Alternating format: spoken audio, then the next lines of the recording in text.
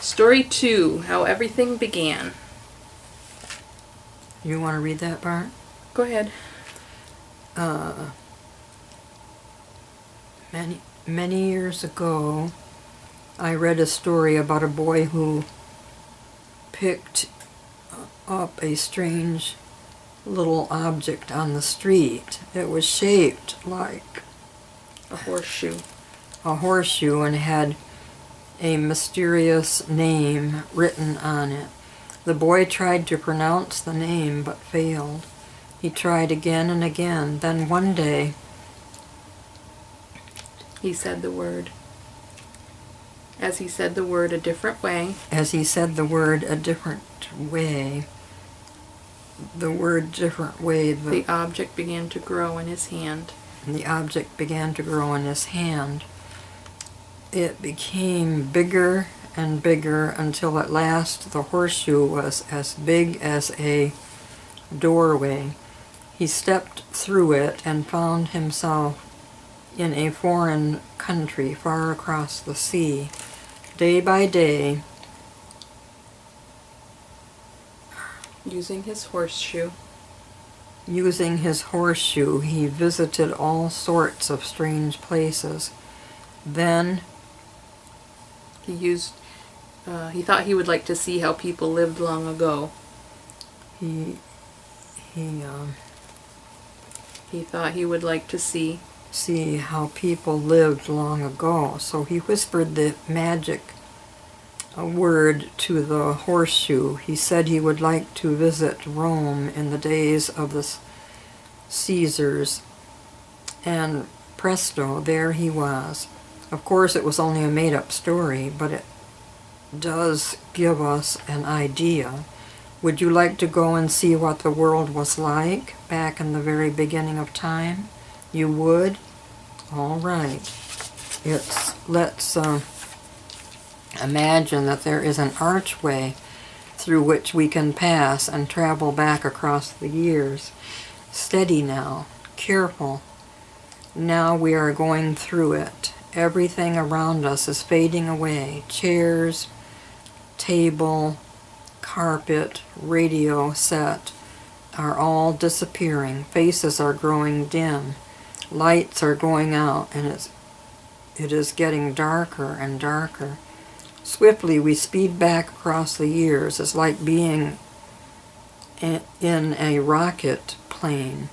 We streak over hundreds and thousands of years in a moment, past the time when Jesus lived on earth, past the time of David, past the time of Abraham, past the time of Noah, past the time of Adam. Oh dear, how dark it is. We can't see anything. All about us is pitch black. Not a glimmer of light anywhere. Not the tiniest candle, not the faintest star. Only darkness and night. But we can hear something. It is the swishing, gurgling sound that water makes, just as we have heard it many a time at the seaside, or when boating on a lake. Water and darkness. And the Bible says darkness was upon the face of the deep. Of a sudden we realize we are not alone. Somebody is here. We know it. We feel it. Amid the darkness, the emptiness, the loneliness, God is here. The Spirit of God is moving upon the face of the waters, looking upon the world He has created, planning what He will do with it. Suddenly, from somewhere, we cannot tell where, we hear a voice, a musical, strong, resonant, unlike any voice we have heard before. It commands darkness to give place to light. Instantly the darkness vanishes. We can see once again. We can see again. Not very far, only a few feet, a few yards perhaps, because all around us is a thick mist. But how wonderful is the light after the dark. There is no blue sky, no bright sunshine, only a sort of brilliant fog, and under it water, water everywhere.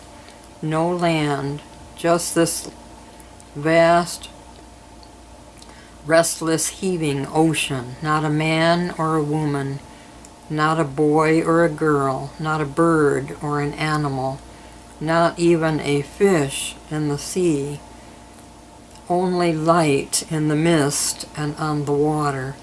And God saw the light, and God saw the light, that it was good.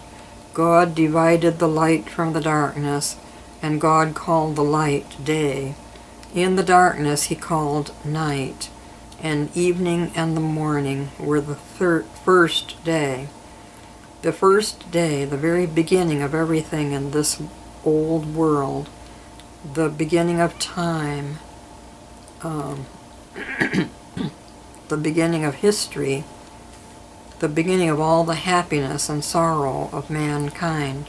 For it was on this day that the great and loving Creator, with